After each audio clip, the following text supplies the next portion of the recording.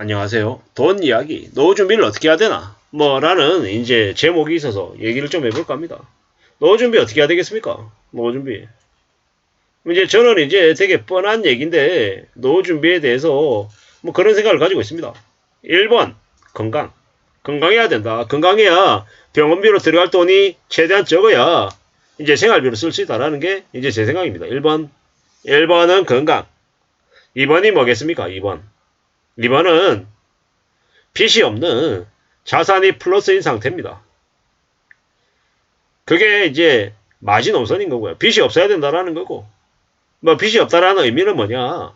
예를 들어 부동산 자산이 10억이 있어요. 근데 대출이 만약에 4억이 있다고 치자고요. 그러면 그 대출에 대해서 이자하고 원리금하고 갚아야 되잖아요.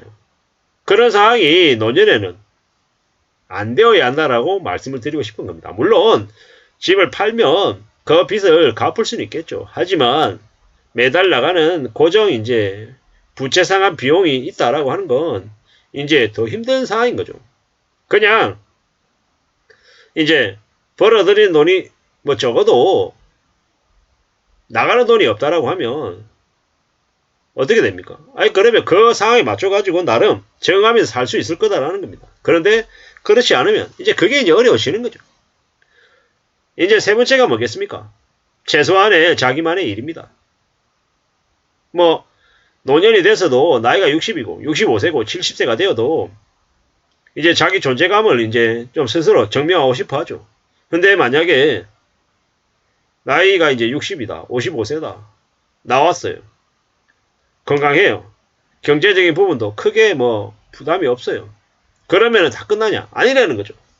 자신한테 자기 자신을 이렇게 내보일 수 있는, 활동할 수 있는 뭔가 일이 없다라고 하면 이제 매우 우울한 거다라고 하더라고요. 매우 서글퍼하고 매우 두려워하고 매우 겁내드리는 겁니다. 그런 걸 생각해 볼 때, 따져볼 때 어떻게 움직여야 되겠습니까? 좀 더 성실하게, 착실하게 지내야 되는 거죠. 분명히 우리가 살아간 삶을 잘 만들기 위해서 애써야 됩니다. 노력해야 된다는 거죠. 그냥 되는 게 어디 있던가요? 어렵죠. 빡빡합니다. 막막하더라는 거죠. 많이 이제 힘들죠. 그렇지만 이제 또 다듬어 가야죠. 움직여야 된다는 겁니다. 어떤 식으로든 스스로 잘 만들어내기 위해서 앞으로 잘 나가기 위해서 많은 것들을 강구하고 많은 것들을 이제 만들어가면서 지내야죠. 착실하게, 성실하게, 부지런히 이제 만들어가야 됩니다. 그러기 위해서 필요한 게 뭐다? 이제 우리네 이제 삶을 이제 잘 만들어가는 이제 그런 모습들이죠. 그런 것들이 필요하다라고 이제 생각합니다. 말처럼 쉽진 않겠지만 하나에 둘씩 이제 다듬어 가야죠. 만들어 가야 됩니다. 참 우리네 삶의 일상을 좀 잘 유지해 나가야 됩니다. 평상시부터요. 쉽지 않은 얘기입니다. 노후 준비를 어떻게 한다? 건강해야 된다. 건강관리를 계속해야 되는 거. 그리고 빚을 최대한 지지 않겠다라는 각오, 빚 없이 뭔가를 하겠다라는 그런 마음으로 움직여야 된다라는 거. 그리고 제일 중요한 거, 사기당하지 않아야 된다는 거예요. 사기. 요새 너무 많은 사기를 당합니다.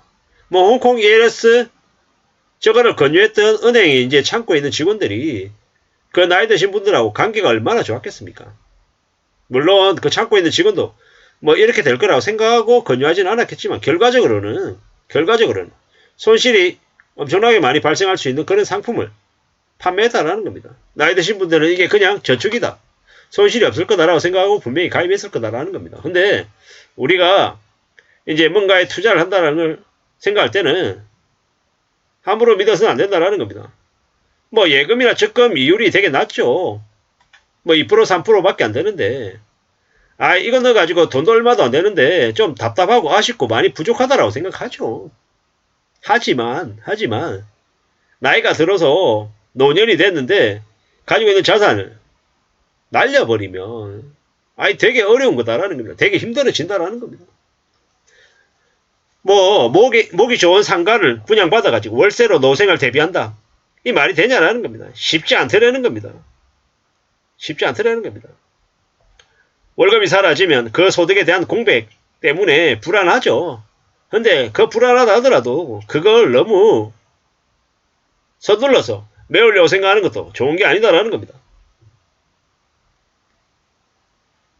하고 있던 일을 그만두면 최소한 한 1년가량, 한 6개월가량은 쉬는 시간이 필요하다고 저는 생각합니다. 그 쉬는 시간 동안 기존에 내가 어떻게 생활해왔고 앞으로 또 어떻게 지낼 건지에 대한 그런 이제 고민들을 해야죠. 그런 생각들을 해야죠.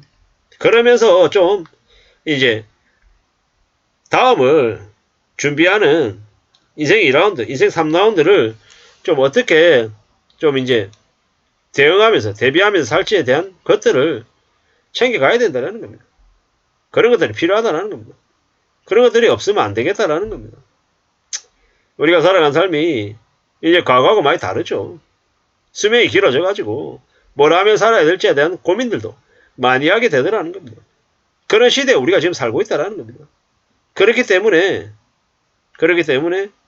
좀 두고 봐야 될 것 같습니다. 참 많은 생각들이 들죠. 노년에 뭘 해야 될까라는 고민들도 많이 하지만 그렇다고 해서 크게 쉽게 이제 노후를 준비할 수 있다는 그런 기대를 안 하는 게 좋겠다라는 겁니다. 상가 분양은 안전자산이 될 수 없다. 그리고 이제 수익률을 7%, 8%, 10% 주는 그런 투자 상품 중에 안전한 게 있을까라는 겁니다. 없다라고 보는 게 맞을 것 같습니다. 나이 드는 건 참 어렵다라는 거. 나이 드는 건. 은행만 무조건 믿으면 안 된다라는 거.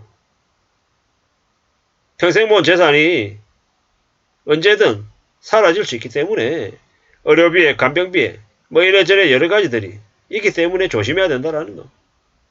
그리고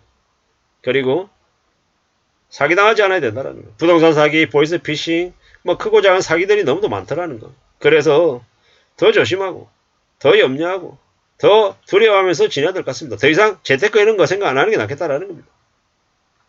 그리고 너무 돈돈거리는 것보다는 이제 삶을 좀 어떻게 좀 가치 있게 살기 위해서 스스로를 좀 준비해야 될지도 고민할 필요도 있는 것 같습니다. 참 조심하면서 지내야 될 것 같습니다. 누가 뭐라고 해도 좀 정신을 바짝 차려야 될 것 같습니다. 살아가는 게 쉽지 않습니다. 어렵습니다. 그래서 노년 준비도 항상 미리 해놔야 되는 것 같고요. 어떻게 지내야 되지, 어떻게 살아야 되지라는 생각도 안 할 수 없더라는 겁니다. 두고 보자고요. 앞으로 나아가자고요. 하나씩 둘씩 차근차근 챙겨나가면 노후 준비가 될 수도 있겠습니다. 건강하고 빚이 없고 자기가 할 수 있는 일이 있다라고 하면 노년에도 안정적인 삶을 살 수 있다라고 감히 말씀드리고 싶습니다. 저도 그렇게 준비를 해야 되고요. 너무 무리하게 상가 투자나 수익률 8%, 10%짜리 투자 상품에 재산을 올인하는 건 좋은 게 아니다라는 말씀을 드립니다. 이상입니다.